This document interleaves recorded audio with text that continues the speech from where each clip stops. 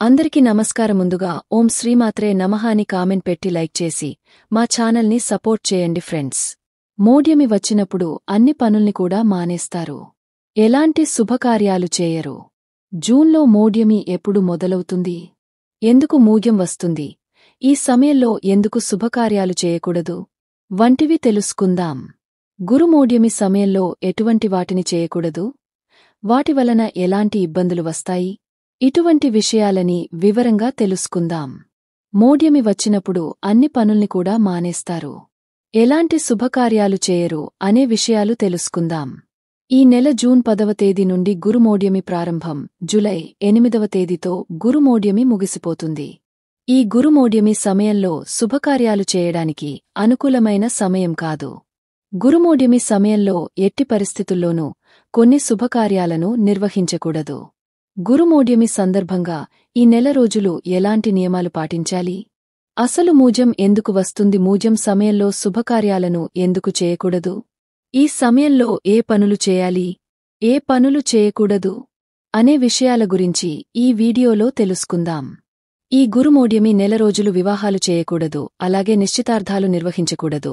ఈ సమయంలో వివాహాలు చేసుకుంటే దాంపత్య జీవితంలో సమస్యలు ఏర్పడతాయి. అలాగే ఈ గురుమోడ్యమి రోజుల్లో గృహప్రవేశాలు చేయకూడదు, అలాగే కొత్త ఇంటిని నిర్మించకూడదు. ఈ సమయంలో కొత్త ఇంట్లోకి ప్రవేశిస్తే మీ ఇంట్లో సుఖసంతోషాలు లోపిస్తాయి, కుటుంబంలో సమస్యలు తలెత్తుతాయి. కాబట్టి ఈ నెల రోజులు గృహప్రవేశాలు చేయకండి. ఇంటి నిర్మాణానికి సంబంధించి శంకుస్థాపన పనులను చేయకూడదు. అదేవిధంగా కొత్త వ్యాపారాలను ప్రారంభించకూడదు.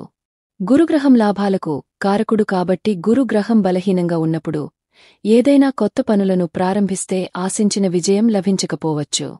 ఆర్థిక సమస్యలు ఏర్పడే అవకాశాలు ఉంటాయి. అదేవిధంగా ఈ మోడ్యమి సమయంలో పిల్లలకు పుట్టు వెంట్రుకలు తీయించకూడదు. ఈ సమయంలో పుట్టు వెంట్రుకలు తీయిస్తే గురువు ఆశీర్వాదం లభించదు.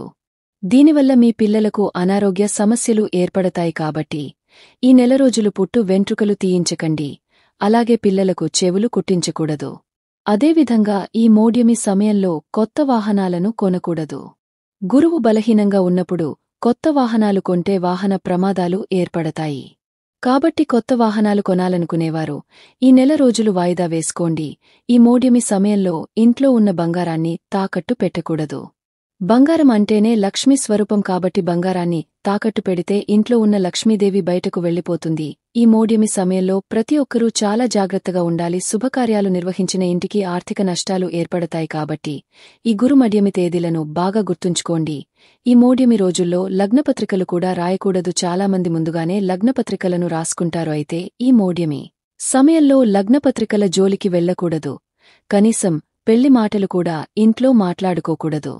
అలాగే ఈ సమయంలో ఎట్టి పరిస్థితుల్లోనూ ఉపనయనం చేయకూడదు. ఉపనయనం అనేది విద్యాభ్యాసానికి సంబంధించినది. అదేవిధంగా ముఖ్యమైన నిర్ణయాలు తీసుకోకండి. పెద్ద పెద్ద పెట్టుబడులు పెట్టకూడదు.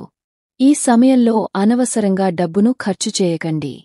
ఇది ధన నష్టానికి దారితీస్తుంది. ఈ గురుమోడ్యమి సమయంలో ఈ పనులన్నీ చేయకూడదు. కాని కొన్ని పనులు చేయడం ద్వారా అనుకూల ఫలితాలను పొందవచ్చు. మోడ్యమి సమయంలో ఎలాంటి పనులను చేయాలంటే పిల్లలకు అన్నప్రాసన వేడుకలు చేసుకోవచ్చు. అదేవిధంగా శ్రీమంతం వేడుకలు నిర్వహించుకోవచ్చు. ఈ మూజ్యం సమయంలో గర్భిణీ స్త్రీలు అలాగే బాలింతలు ఈ సమయంలో ప్రయాణాలు చేయకూడదు. ఒకవేళ ప్రయాణాలు చేయాల్సి వస్తే అశ్విని నక్షత్రం అలాగే రేవతి నక్షత్రాల్లో ప్రయాణాలు చేయాలి. గురుమోడ్యమి సందర్భంగా దైవక్షేత్రాలను దర్శించవచ్చు, భక్తి కార్యక్రమాలను నిర్వహించవచ్చు. ఈ సమయంలో దానధర్మాలు చేస్తే చాలా మంచిది. జీవితంలో ఉన్న కష్టాలన్నీ తొలగిపోతాయి.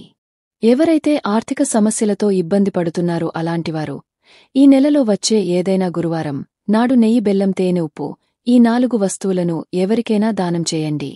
గురుగ్రహ ఆశీర్వాదంతో మీ జీవితంలో రాజయోగం వరిస్తుంది. అదేవిధంగా ఈ నెలలో వచ్చే ప్రతి గురువారానికి చాలా విశిష్టత ఉంటుంది. కాబట్టి ప్రతి గురువారం నాడు తప్పనిసరిగా ఇంట్లో దీపారాధన చేసుకోండి. దత్తాత్రేయ స్వామిని పూజించడం, విష్ణు దేవాలయాలను సందర్శించడం ఇలాంటి నియమాలను ఆచరిస్తే మీ జీవితంలో ఎలాంటి సమస్యలు ఏర్పడకుండా గురుగ్రహ ఆశీర్వాదముంటుంది. అదేవిధంగా ప్రతి గురువారం రోజున పసుపు రంగు వస్త్రాలను ధరించండి. జాతకంలో అదృష్టం కలిసి వస్తుంది. అలాగే ప్రతి గురువారం స్నానం చేసేటప్పుడు నీటిలో కొంచెం పసుపు వేసుకుని స్నానం చేయండి. జాతక దోషాలు తొలగిపోతాయి. ఆర్థికంగా బాగా కలిసి వస్తుంది. మన జాతకంలో గురుడు బలంగా ఉంటే జీవితంలో దేనికి లోటుండదు. కాబట్టి గురుమోడ్యమి సమయంలో గురువుకు సంబంధించిన మంత్రాలను జపిస్తే గురుగ్రహ ఆశీర్వాదం లభిస్తుంది. ఆ మంత్రం ఏమిటంటే ఓం గ్రాం గ్రీం గ్రోం సహ గురవే నమః. ఇలాంటి గురు మంత్రాలను ప్రతిరోజు జపిస్తే ఆర్థికంగా బాగా కలిసొస్తది. అలాగే ఈ మోడ్యమి సమయంలో నవగ్రహాలకు ప్రదక్షిణాలు చేస్తే చాలా మంచిది. ముఖ్యంగా శివాలయంలో ఉన్న నవగ్రహాలకు ప్రతి శనివారం రోజున 9 ప్రదక్షిణాలు చేయండి. జాతక దోషాలన్నీ తొలగిపోయి మీ జాతకంలో అదృష్టం పెరుగుతుంది. ఈ మోడ్యమి సమయంలో మీ పాత ఇంటికి మరమ్మతులు చేసుకోవచ్చు, ఇంటికి రంగులు వేయించుకోవచ్చు, అదేవిధంగా భూములు కొనడం, భూములు అమ్మడం, అగ్రిమెంట్లు చేసుకోవడం ఇలాంటివి చేసుకోవచ్చు. అలాగే నూతన ఉద్యోగాల్లో చేరడం, విదేశాలకు వెళ్లడం ఇలాంటి పనులన్నీ నిరభ్యంతరంగా చేసుకోవచ్చు.